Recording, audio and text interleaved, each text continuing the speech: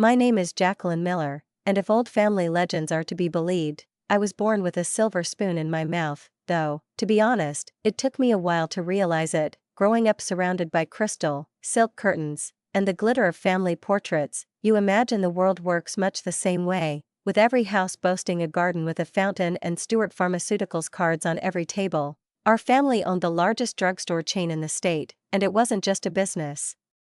It was something like a sacred legacy, a family cult that began with my grandfather, the man who built the business from scratch, and continued with my father, David Miller, for whom the word work wasn't a duty, but a breath of fresh air. Every evening, he would enter our vast Victorian house, where the air always smelled of furniture polish and roses from my mother's garden, take off his jacket, loosen the silk tie that cost more than any pharmacist's monthly salary, and begin talking about profits, contracts, and network expansion before he could even say good evening. At dinner, he loved to deliver speeches about record-breaking quarters, about how competitors had once again lost the race, and at these moments, my mother, Margaret, would look at him with the quiet approval with which women of his generation looked at the men who provided for the home. She would touch the pearl necklace at her neck, as if reminding herself that her husband's success was partly her own. Back then, I thought that was what family life was all about, a father who talked about business, a mother who nodded in response, and me, the future heir to it all. But my brother, James, sat next to him at the table, and he always seemed like he belonged to another world. Even at 12, when I was still playing with dolls, he was already thoughtfully moving his fork around his plate and gazing somewhere through the crystal chandelier. He wasn't interested in reports and graphs. He read about ancient civilizations, could spend hours telling me about the potsherds he'd found in the backyard, as if they were Egyptian artifacts, and tried to start a conversation about his archaeological discovery, but my father would only wave him off like a pesky fly. But I was different. I loved helping out in pharmacies. I loved watching elderly people gratefully accept medications that actually eased their pain, young mothers choosing vitamins for their children, how everything around them exuded movement, order, and meaning. By 14, I knew all the regular customers by name and could recite the inventory at each store by heart. When I told my father how I'd suggested a new layout or helped an elderly woman find the right product, he'd smile for the first time that day and say, "That's my girl." It was a recognition, almost a blessing, and I caught his rare smile like a ray of sunlight filtering through the heavy curtains of our house. Meanwhile, James retreated ever deeper into his own world, into books, archaeological journals, and dusty stories about people long gone, and my father increasingly took me to business meetings, where I'd sit quietly in a corner, wearing the new suits my mother had given me, and learn to watch, listen, and not interrupt. Watch and learn, Jacqueline, my father would say, peering at me over your glasses. Someday all this will be yours. And I believed. I loved his world, a world of facts, figures, and power, where every word could change someone's fate. My mother was also happy. Finally, one of us would carry on the family business. She liked to repeat that I had inherited my grandfather's acumen, and for her birthday she would give me formal suits and James yet another cheap book on ancient history, with an expression of mild annoyance, as if his interest in the past were just a temporary aberration. I remember well the evening when everything changed. We were sitting in the formal dining room under that very chandelier, which cost more than most cars, when James, looking straight at my father, quietly announced that he had decided to study archaeology. For a moment, it seemed as if even the light flickered. My father froze, then put down his silverware, and the clink of his fork on porcelain echoed in the silence like a gunshot. "What, James, is that an explosion?" he muttered. "My son is going to dig in the dirt?" My mother tried to smooth it over, her voice trembling, but her eyes betrayed the fact that deep down she agreed with him.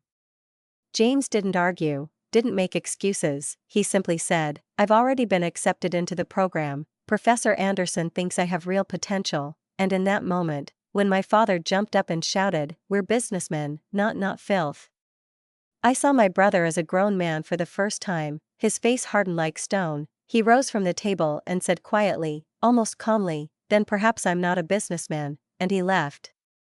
The plates remained untouched, the chandelier rang in the draught, and I suddenly realized that for the first time in my life I didn't know whose side I was on.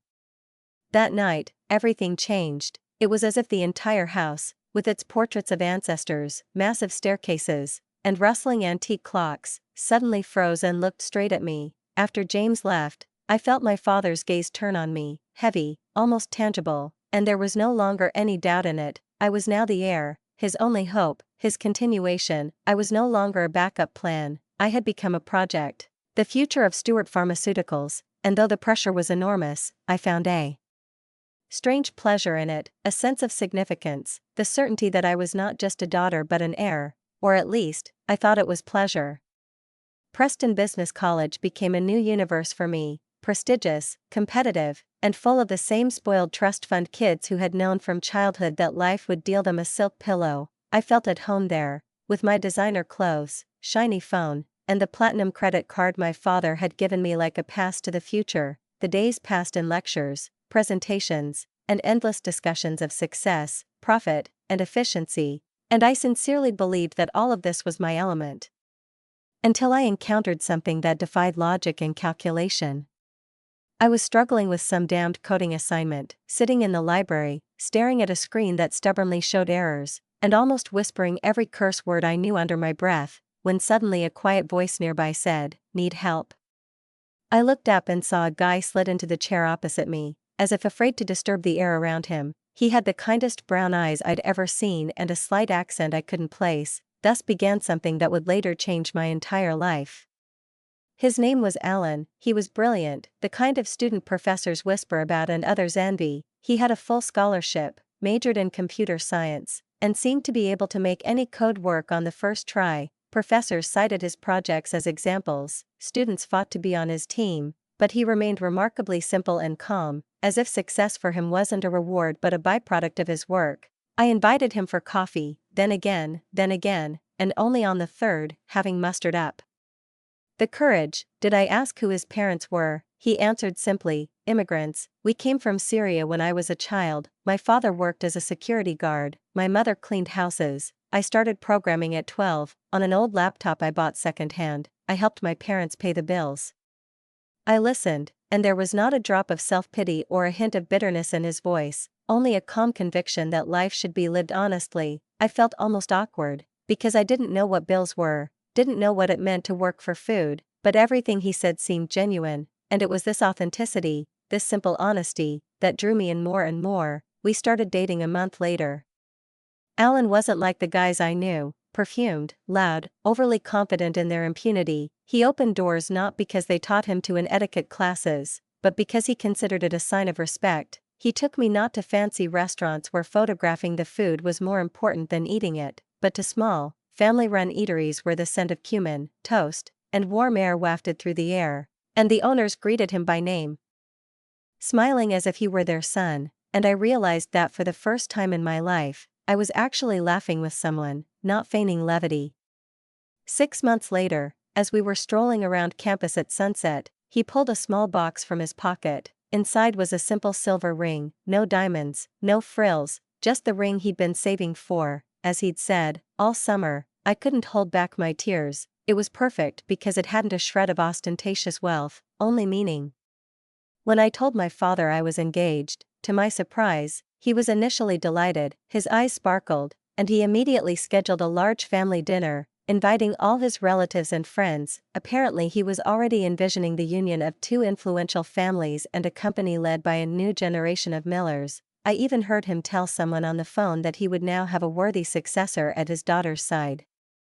But the moment we entered our dining room, where candelabra flickered from the ceiling and the table was laden with silver and glasses, I realized I'd been wrong. My family's faces changed instantly, as if someone had flipped a switch, from delight to confusion. Aunt Patricia clutched her pearls nervously, as if they could shield her from reality. My mother's glass of champagne hovered halfway to her mouth, and my father, he sat at the head of the table, like a general before battle, and when he cleared his throat, the sound echoed through the room like a gunshot.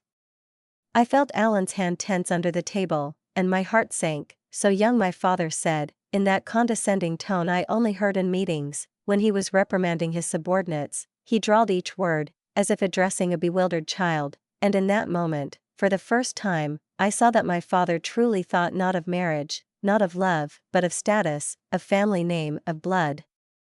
I felt a lump lodge in my throat, the kind you can't swallow because it's not made of flesh but of pain and shame, thick as molten lead, and in that moment, it seemed to me that the air in the dining room had become thick as molasses, and that even the chandelier above our heads seemed to dim with tension, suspended between the past and the present, in which everything that once seemed unshakable crumbles. Alan didn't move, he sat up straight, his shoulders squared, his gaze calm, but I saw a muscle twitch beneath his skin and his cheek, a barely perceptible movement that betrayed the effort it took him not to respond in the same tone my father had just used to break the air between us. "Sir," he said finally, quietly but firmly, and I realized it wasn't fear that made his voice firm, but self-respect. "I understand that you're worried about your daughter. I'd probably feel the same way if I were you, but you're wrong about me." "Wrong?" My father chuckled, clenching his fists until his knuckles turned white. "Boy, I've lived long enough to see how fairy tales like that end. You're nobody, you're just trying to be somebody." I wanted to intervene, but Mom, still holding the glass of water, placed her trembling fingers on my arm, as if warning, "Don't make it worse." Her pearls were indeed trembling, as if reflecting her inner fear, and I suddenly realized that for her, this entire dinner was like a survival test, only she didn't know the right answer.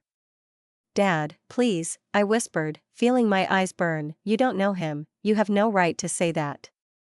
But Father wasn't listening anymore. His face had turned the color of the bourbon he'd been pouring for himself before Alan walked through the door. He was the embodiment of rage, not the kind that flares up instantly, but the old, deep-seated kind, fed by the fear of losing power. "Jacqueline," he said, looking straight at me, "I've worked all my life to ensure you don't need anything. To ensure you never sit at the same table with people who remind you where they came from." "Where we come from, sir," Alan interrupted, and his voice held not indignation but pain, "quiet and human, doesn't determine who we become." There was a silence, so thick you could hear the old clock, inherited from my grandfather, ticking softly somewhere in the corner. Aunt Patricia stared at her plate, as if hoping the china would save her from embarrassment. Uncle George cleared his throat, not daring to look up, and Rebecca was no longer giggling, she was simply looking at Zae with a strange expression, in which, for the first time, a flicker of respect appeared. "You dare talk to me about the future?" My father stepped closer, looming over the table, his voice low and hoarse. "You know nothing of the world my daughter lives in, you'll never understand what it's like to keep a straight face when the whole city is watching you." "Perhaps," Alan replied, his calm almost unbearable, "but I understand what it's like to hold your head up when the world wants you to keep it down." I felt something break in my chest, as if two lines of my life, always parallel, suddenly converged. The man I loved and the father I'd always feared losing stood opposite each other, and I knew one of them would break. My mother put down her glass, still half empty, and said in the tired voice one uses after years of feigned calm, "George, please, enough." But my father merely waved his hand. "Enough? No, Eleanor," his voice became sharp as a whip, "it will be enough when this young man stops thinking he can be part of our family." "Mr. Miller," Alan said quietly, rising, "I never asked you for permission to be with your daughter, I only asked for respect." And there was so much dignity imbued in those words that even my father seemed momentarily speechless. He stood there, looking at him with an expression of rage mixed with confusion, as if he couldn't understand how this boy, born on the other side of the world, dared to speak to him as an equal. And I just sat and listened to my home crumble, not the walls, not the ceiling, but the fragile balance between love and fear that I'd lived on all these years. The worst part wasn't even my father screaming, but the fact that everyone around me, my relatives, the people I considered close, sat as if petrified, nodding, as if he were simply voicing their shared thoughts, as if his cruel words weren't a flash of rage, but the truth, finally spoken aloud. I looked at them and realized that no one was going to stand up, no one would say, "David, that's enough." No one would even look at Alan with sympathy. On the contrary, they seemed to have gathered around their father like an entourage around a monarch, reveling in his power and their complicity in this scene of humiliation. Dad didn't stop, his face twisted, his lips trembled, his eyes gleamed with anger, and he pointed a finger at Alan as if passing judgment. "I see right through you, boy," he spat, his voice like the rasp of a drunken preacher. "You're just another swindler with a pathetic history trying to snatch a piece of my daughter's inheritance." "David, please." Mom intervened, not to stop him or defend Alan, but rather to soften the impact, to make the right impression in front of the guests. She turned to me with a forced smile, trying to feign concern, and said in a tone that sent a chill down my spine. "Honey, you're too young to be making decisions like this. You need to finish college, then work for the company for a while, like we planned, and then think about marriage, but please, with someone more suitable." I felt my heart slowly sink, as if my whole life had been reduced to those few words, cold, calculating, spoken with a smile that reeked of hypocrisy. Uncle George cleared his throat, as he always did when about to interject a reasonable comment. "Well, David, I think he just wants to get into the drugstore chain. Those guys are cunning, believe me. Remember that guy Martinez who tried to date Rebecca?" "Same old story." "Oh, right," Aunt Patricia interjected, leaning closer to Mom as if discussing a Thanksgiving recipe. "Same thing, charming until they get what they want." I looked at Alan, wanting to scream, but I couldn't make a sound. He sat motionless, as if afraid any movement would be perceived as a challenge, with only his eyes slightly strained and his fingers gripping his glass of water white with tension. He didn't speak, but his silence was louder than any scream, proud, hard one, filled with a dignity that seemed to be missing from everyone at the table. "And what kind of future can you offer her?" Father chuckled, leaning back in his chair as if he'd gotten his way. "Life in some dump where the kitchen is the size of a closet? Microwave dinners while you waste time on your ridiculous internet money?"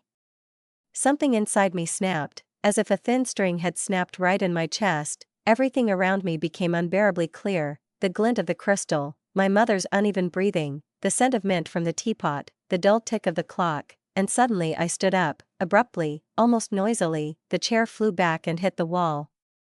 "Enough," my voice trembled, but I didn't intend to hold it back. "Stop it. All of you, just stop it. You should be ashamed." My mother gasped, pressing her hand to her throat, as if my words had hurt her more than my father's rudeness. "Jacqueline," she whispered, as if I'd said something obscene. "No, Mom, I'm done," I said, feeling my hands burn with rage. "You're all acting like arrogant, prejudiced snobs, and if you can't see a person beyond their origins, then maybe I should stop seeing you as my family." I reached for Alan's hand, and he stood up without saying a word, just looking at me with a gaze that contained everything: gratitude, love, pain, and that heavy knowledge that there was no turning back. "Let's go," I said quietly. "I can't stay here anymore." We walked toward the door, and I felt eyes on my back, heard muffled murmurs and whispers, as if someone were commenting on a play whose ending everyone knew in advance. As I reached for my coat, my father's voice boomed across the foyer like a clap of thunder. "If you walk out that door, Jacqueline, you'll regret it. After everything we've done for you, after all the money we spent on your education, after securing your future, you owe us." I turned around, for the last time, and, meeting his gaze, she said calmly, almost in a whisper, but so that each word cut the air like a blade, "The only thing I owe you, Dad, is the courtesy of leaving, instead of telling you directly what I'm thinking of you now." He shouted something after me, about debts, about responsibilities, about how I should remember who I am, but I was no longer listening. We left the house, and the cold evening air stung my skin, as if reminding me, I'm alive. Some debts, I realized, are never worth paying. The year flew by like a dream. Alan and I graduated from college, he with honors in computer science, I with a degree in business. We rented a small apartment on the outskirts, and, contrary to all my family's gloomy predictions, we were happy. True happiness had nothing to do with china sets, heirloom chandeliers, and the words decent and appropriate. And when Alan that summer, on a warm evening under the streetlights, dropped to one knee and asked if I wanted to stop waiting and finally become his wife, I didn't even hesitate. I spent half a day crafting every detail, choosing the words and nuances, as if my life itself depended on how my voice would sound in this small electronic window through which I was about to announce to the world that love had finally won. I chose a photograph of Alan and me standing at sunset, the light falling softly on his shoulders like a blessing, and my eyes reflecting the simple and unconditional happiness that only comes when you have nothing left to prove. Beneath this photograph, I wrote words I poured my heart into, about how love knows no boundaries, that it is stronger than prejudice, stronger than fears, stronger than the walls people build between themselves in the name of tradition, and, pressing publish, I closed my eyes for a second, as if sending a letter into the sky, hoping it would reach those still able to hear. The replies started pouring in almost immediately, and at first I thought they were congratulations. Notifications poured in one after another. My phone vibrated in my hand, while I smiled, expecting kind words, but instead of joy, venom arrived. "I can't believe you're still with him," Cousin Rebecca wrote, accompanying her message with a heart, as if mocking. "Don't count me out," Hunter added, not forgetting to tag my photo with a sad emoji. Then Aunt Patricia appeared, her words, as always, dripping with venom hidden beneath the sugar coating. "Your poor parents, they must be horrified. We raised you better, Jacqueline." And then Uncle George, whose moral code always depended on the thickness of his wallet. No self-respecting Miller would participate in this farce. Each new notification hit harder than the last, and soon the phone screen turned into a black ribbon of incessant attacks. When Mom's message popped up, I simply froze, unable to even breathe. "You're making the biggest mistake of your life. Don't wait for us there." I don't remember exactly when the tears started rolling down my cheeks. I just suddenly realized I couldn't see the screen, that my fingers were shaking, that the world was narrowing to the sound of my own sobs. Alan hugged me, sat next to me, stroked my hair, and whispered that maybe I should wait, give them time, take my time, but I shook my head, wiping away the tears with the back of my hand. "No," I said hoarsely, "I'm tired of waiting for them to decide if I'm worthy of my own happiness. We'll get married, with or without them." I wasn't expecting James to come. My brother was in Egypt, busy with his excavations. Everything in his life was always connected to antiquities, the sand and dust of centuries. But 2 days before the wedding, the door to our apartment swung open, and there he stood, tanned, covered in desert dust, tired, and smiling in a way only he could. "You didn't think I'd miss my little sister's wedding, did you?" he said, hugging me so tightly that for a second I felt small. "And besides, someone has to walk you down the aisle, right?" The wedding was modest, but so beautiful that I can still smell the jasmine in the air when I close my eyes. We held it in the garden, where hundreds of little lights hung from the tree branches, and when they were lit, the evening turned into a fairy tale. Alan's family sat on one side, warm, noisy, genuine, laughing, crying, applauding, as if I'd been one of them from the start. My side was almost empty, only James, standing next to me, and a few distant relatives brave enough to defy the family boycott. But even with this tiny number of guests, I felt happier than ever in those marble halls, where everything always smelled of coolness and approval. A year passed, a year full of quiet work and discoveries. Alan's career took off. He developed a project that attracted the interest of a major tech company, and soon became their chief consultant. Inspired by his confidence, I started my own consulting business, small but honest, built without the support of family connections or other people's money. We moved slowly, step by step, brick by brick, creating our lives from scratch. Not luxurious, but real. And then the letter arrived, a thick, cream-colored envelope with gold embossing gleamed with the words, "Your presence is required, David Miller's 60th birthday." My hands trembled. After everything that had happened, the cold stares, the insults, the silence, they suddenly decided I had to come, or maybe this was their twisted form of reconciliation? I showed the letter to Alan, and without a word, he took my hand, squeezed it tightly, and quietly said, "It's your choice, my love, but whatever you decide, I'm here." The night of the party, I chose a dress I'd made myself, simple, elegant, with a hint of lavender that reminded me of freedom. Alan wore his best suit. I spent a long time choosing a gift for my father, something symbolic, not ostentatious. In the end, I settled on a rare first edition of his favorite business book, the very one he'd once read to me as a child, telling me how success is built. I wanted him to understand. I hadn't turned away. I still remembered. I still knew how to love, no matter what. When we entered the house, the air seemed to freeze, conversations died down, dishes clinked, someone coughed, but not a single person spoke. It was like that first night at dinner, when I first saw their true colors. I approached my father and handed him the gift. He took it, looked at the packaging, and without a second thought, tossed it aside. The paper rustled, the gift hit the floor and rolled under the table, like something unwanted. And then dinner began, a performance of politeness, constructed like an elegant drama. Every question, every smile, Every comment was carefully crafted with one purpose: to hurt. When I think back to that evening, my insides clench, not from pain, but from some strange mixture of pity and release, as if I were witnessing my own rebirth live on television, beneath the flashing crystal chandeliers and the clink of glasses, where every smile from my relatives was a blade, and every toast a gunshot. I saw Alan's calm demeanor, his eyes steady but steely, and I knew that if he stood now, it would be for me, not for himself. He squeezed my hand under the table, leaned in slightly, and whispered, "Breathe, Jacqueline, they have no power over you anymore." And in that moment, amid the rustling of dresses and the suppressed giggles, I felt truly free for the first time. My father spoke with the solemn arrogance with which he usually announced the results of his corporation's quarterly results, oblivious that today they were talking not about numbers, but about his own daughter, whom he was about to erase from his life like a bad deal. His glass glistened as he slowly said, "As of this moment, Jacqueline Miller is no longer part of the family. She has lost everything." The room erupted in applause,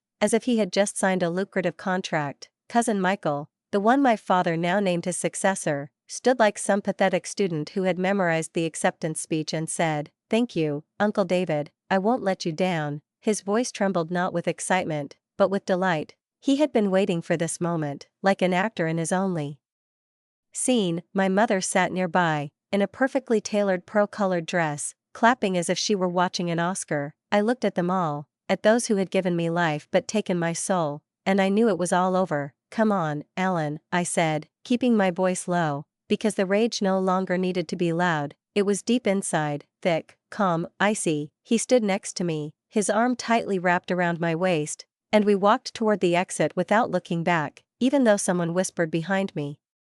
Someone laughed, and my father shouted something like, "You'll regret this." But I knew it was he who would regret it. The years after that flew by like scenes from a new film, where I no longer played a supporting role in someone else's script. Alan worked tirelessly, turning his ideas into the living breath of progress, and I saw his eyes light up when he talked about new developments, as if he'd finally proven to the world, and perhaps even to himself, that a person without privilege could build an empire out of thin air if he believed in what he was doing. His investments in cryptocurrency, which my father had once scoffed at, became the foundation on which Tech Vision Enterprises grew. Proud, strong, almost mythical, I helped him with the business, organized strategic meetings, wrote presentations, sought out partners, and every detail, every victory, no matter how small, became ours. Just 3 years had passed, and Alan's name was featured in business journals, at conferences, on magazine covers, as an example of a new generation of entrepreneurs, those who weren't born with a silver spoon but forged their own destiny. His company was already worth over $500 million, but for me, that wasn't what mattered most. The real treasure was that he never changed, the same kind, humble man who knew how to listen and laugh, who could put off an important call for an evening dinner with me in the kitchen, with a bottle of wine and a plate of pasta cooked in an old frying pan I bought back in my student days. Sometimes, as I lay next to him at night, listening to the rain rustle outside, I caught myself thinking that perhaps this is what happiness is: not loud, not flashy, but quiet, confident, real. I no longer thought of my family with pain, only with a slight sadness, as of people who chose walls instead of bridges, but somewhere deep down, in the farthest corner of my soul, I knew that one day they would knock again. And when that happened, I would no longer be the woman who once cried for their approval. I would be Jacqueline, the wife, the partner, the woman who persevered.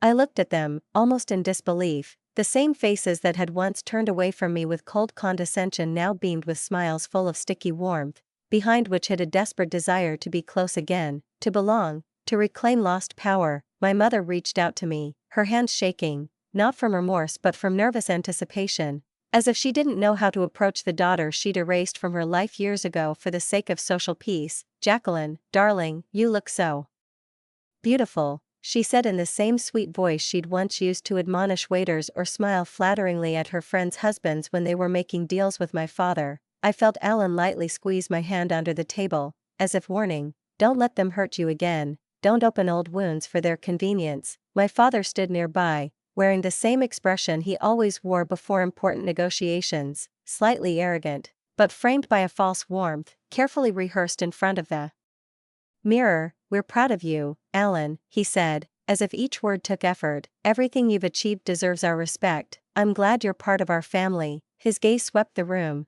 catching the interested eyes of the guests, as if he were trying to convince not me, but the entire world, that he was a kind, noble father, capable of forgiveness, and I realized his speech was addressed not to me, but to the audience, as always. I smiled, not from joy, but from a cold understanding of how flawlessly they played their parts, even when the stage was crumbling. "I wonder," I said quietly, looking straight into his eyes, "is this the same Alan you called a gold digger? Or has his success now become real enough for you to respect him?" My father's face twitched, barely noticeable, as if a shadow of memory flitted across it, the evening when he disinherited me, and I rose from the table holding the hand of my then dashed little man. He cleared his throat, looking away, and changed the subject, as if I'd said something inappropriate. "You know, dear," my mother interjected, leaning closer, "we were thinking about you all the time. I just didn't know how to approach it. It was all a misunderstanding. We'd like to start over." I felt something inside me tighten painfully, not from resentment, but from the memory, from how many nights I'd cried, waiting for these very words, and how strangely empty it felt to hear them now, when they no longer mattered. Alan, always polite and tactful, smiled slightly and said, "We appreciate your words, Mr. and Mrs. Miller. Life, you know, is long, sometimes new paths to understanding are found in it." I saw my mother literally blossom from this. His kindness was like salvation to her. As if one soft word had washed away years of their contempt. But I knew he said it not for them, but for me, because he understood that what I needed that evening wasn't revenge, but closure. I sat next to him, feeling our fingers intertwined under our tablecloth, and I understood that all of this, their false smiles, compliments, outstretched hands, no longer had power over me. Everything had changed. Now we were not the children they taught to worship wealth. Now we were the ones who chose whom to let into our lives, while my mother continued to talk about the new kindness in the family, how they always believed in me. I could see out of the corner of my eye a line of my relatives forming around Alan, the same ones who had once mocked his accent, his suit, his dreams. Now they were bustling about like participants in a cheap carnival, vying with each other to offer him business cards, showering him with false compliments, recalling how they had always known he was a man of the future. Aunt Patricia, shining like a Christmas window, explained, "Your husband is simply magnificent, Jacqueline. Did you know he was in Forbes?" I had to suppress a grin. The same woman who had once giggled at Alan for not knowing which fork to use for a salad now practically trembled with delight when she said his name. I looked at them and thought how strange the world works. When a person crosses a certain threshold of success, those who once despised them begin to worship them. Alan smiled, thanked them, and carried himself with dignity, as if this wasn't a humiliation for him, but an opportunity to set an example, that generosity can be greater than pride. I watched him and realized I was proud of him not for the millions or the recognition, but for how he remained himself, despite everything. And yet, when Mom leaned over again and whispered, "You're not angry anymore, are you? We were young, stubborn, we missed you," I felt my eyes fill with tears, not from joy, but from relief. "Mom," I said quietly, "I stopped being angry a long time ago, I just don't expect anything anymore." She froze, unsure how to take this, and I smiled and raised my glass. "For a change," I said, and in that moment I realized I was truly free. They flinched, but quickly put on their familiar masks, the same ones they wore to walk into any room, pretending to be masters of the world. Dad cleared his throat, loosening his tie slightly. I noticed it was no longer the same brand, not from his favorite Italian tailor, but most likely a hastily purchased one at some outlet. "Darling," he said with a strained smile, "family is family." I immediately felt the air around us thicken. There was always something hidden behind that phrase, and I knew that this something was about to emerge, and indeed, soon, behind the soft greetings, the real reason for their sudden friendliness emerged, the very reason for which, apparently, all the previous humiliations and harsh words were worth forgetting in one evening. The story spilled out like an overheated kettle. Their beloved Michael, the pride of the Miller family, had made a catastrophic mistake. His decision to cut costs had nearly destroyed Stewart Pharmaceuticals, the very same company that had long been considered a symbol of stability, reputation, and family grandeur. He'd signed contracts with shady suppliers, and now they were facing lawsuits for selling counterfeit drugs. "The FDA is already investigating," my father whispered, as if afraid one of the guests might overhear. He lowered his voice to an almost conspiratorial whisper, adding, "The banks won't touch us, but we're in trouble, princess. The legal fees alone are worth it." My mother dabbed at her eyes with a napkin, though I knew her tears weren't from pain, but from fear. "We had to mortgage everything, Jacqueline." Her voice trembled like a thin thread. "The house, the jewelry collection, even the old yacht, you remember?" Dad reached across the table, not to his daughter, but to my husband, Alan, placing his hand on his arm as if they had suddenly become close. "I know we started off on the wrong foot," he said with feigned sincerity, "but your family is our family now, and family helps family, right?" I saw Alan's face soften. He was a man whose heart had never been able to close itself to the pain of others. His kindness was always both a blessing and a curse. He was about to reach for the inside pocket of his jacket where his checkbook lay, but I covered his hand with mine, cold and hard as stone. "Family helps family," I repeated, looking my father straight in the eye, and my voice took on such a steely edge that even my mother, accustomed to commanding a room with a single glance, leaned back in her chair. I suddenly felt almost amused. There was a certain dark irony in it. I remembered how, years ago, my mother had told me we were no longer a family when I chose the wrong man. "Actually," I added, looking at them, "haven't you disowned me twice, Dad?"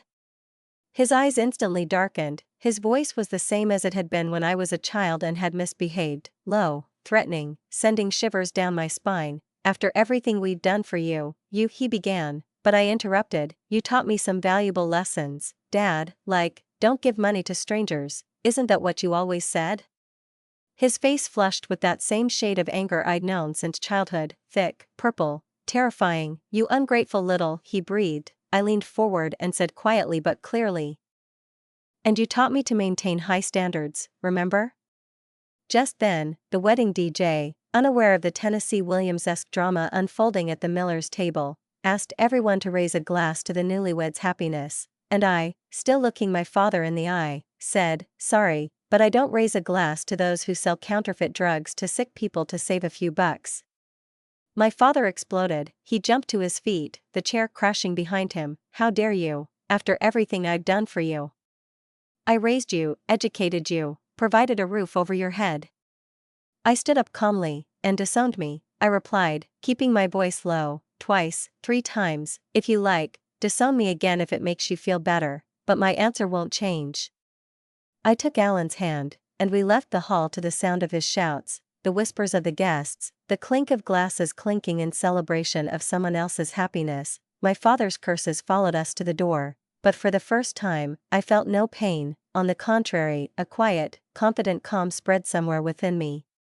That was 3 years ago. James, my cousin, still writes to me occasionally, even though I don't ask. He told me Stewart Pharmaceuticals had gone bankrupt, and the house, the very mansion where I grew up, had been auctioned off. My parents moved to a smaller apartment, sold my mother's jewelry collection, and even the old Bentley to cover legal costs.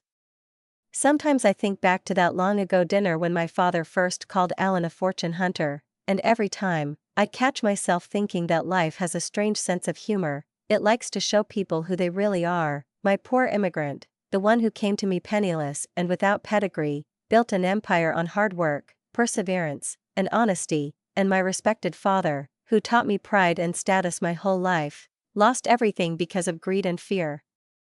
But if these years have taught me anything, it's that true wealth isn't found in numbers, houses, or names on door plaques. True wealth is having someone by your side who holds your hand even when the whole world is against you, someone who supports you, not humiliates you, and in that sense, I am, perhaps, the richest woman in the world.